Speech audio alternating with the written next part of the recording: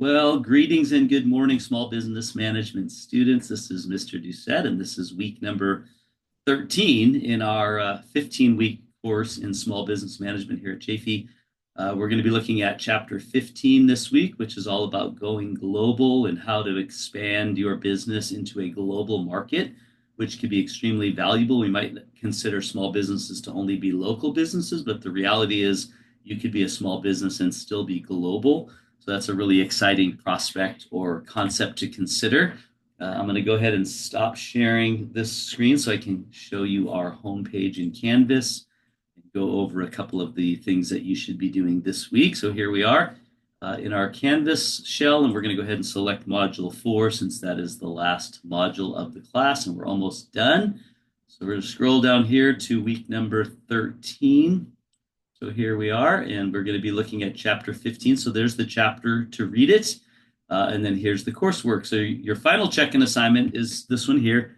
It should be labeled check-in assignment number 13, but it says 8. I'll have to change that. But this is personal questions. So you're just going to be asked, actually, we only have one more week in this class. It's a 14-week class. My apologies. So next week is our last week. So this is our next to the last week, this week that you're on now. So you have personal questions. So these are not, you're not looking anything up in the textbook. You're just giving me your opinion about the class, what you liked, what you didn't like, what you learned, what was kind of the one key takeaway, things like that. Then you have a homework assignment on expanding into global markets. So this is asking you to look at all the different ways in which you can expand. And actually, it's a energy drink. It's a business that you have to figure out what would be the best country to export it to or to expand into, and then how would you do it. And there's, of course, 5 or 6 different ways in which you can break into a global market. And so you have to research all of those. Actually, it's all in the textbook. And then you just pick the one that you think is best for that product and which country. And then you got to kind of convince me a little bit, give me some data, do some research on that particular market and what is our current relationship with them as the United States. And it's really a great assignment, and most students really enjoy it. And I think you learn a lot from it. You learn that this stuff's at your fingertips. It's not hard to find. So that's the homework assignment. And then, of course, you have a quiz on chapter 15. And then you do have your final research assignment that you're doing, and that's still going on. So that's going to be due on the last day of class. So I think I've got all your attention with that. I think what I'll do now is I'll just change the due date to the last day of class, I believe is the 15th. So let's scroll down here.